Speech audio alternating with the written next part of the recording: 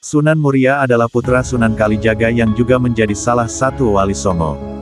Dikenal sebagai Wali Songo termuda, Sunan Muria aktif berdakwah di Jawa Tengah, khususnya di Gunung Muria, yang berjarak sekitar 18 km dari kota Kudus.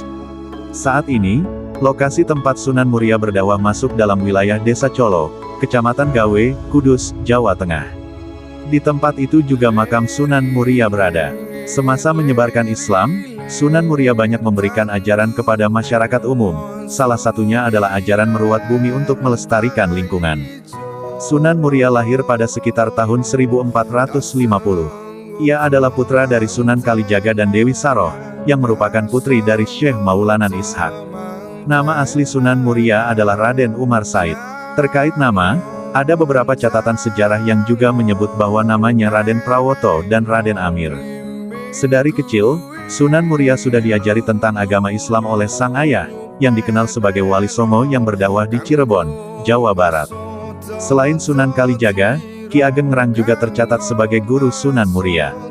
Dalam sebuah catatan, Sunan Muria diketahui menikahi Dewi Roro Noyorono, putri dari Ki Ageng Ngerang. Keterangan lain juga menyebut bahwa istri Sunan Muria bernama Dewi Sujinah, yang tidak lain adalah adik Sunan Kudus sekaligus putri Sunan Mudung. Sebagai anggota termuda Wali Songo, Sunan Muria lebih senang tinggal di pelosok daerah yang jauh dari pusat perkotaan dalam menjalankan dakwahnya. Berbagai strategi dakwah dilakukan Sunan Muria, salah satunya adalah bergaul bersama rakyat jelata sembari mengajarkan beragam keterampilan, seperti bercocok tanam, berdagang, serta kesenian. Dalam dakwahnya, Sunan Muria tetap merangkul tradisi dan budaya masyarakat setempat sembari menyesuaikannya dengan ajaran Islam. Salah satu tradisi yang diubah oleh Sunan Muria adalah bancaan selamatan, yang diubah menjadi kenduri untuk mengirim doa kepada para leluhur melalui doa-doa Islam. Seperti ayahnya, Sunan Kalijaga, Sunan Muria juga menyebarkan Islam dengan gamelan serta wayang. Sunan Muria diketahui ahli dalam menyampaikan kisah agama Islam dengan cara yang lebih mudah dipahami oleh masyarakat.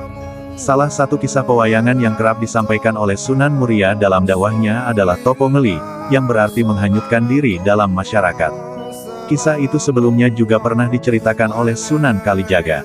Dalam perjalanan dakwahnya, Sunan Muria juga menciptakan karya. Sunan Muria merupakan Wali Songo yang sangat memperhatikan kelestarian lingkungan. Oleh sebab itu, Sunan Muria mengajarkan masyarakat untuk merawat atau merawat bumi.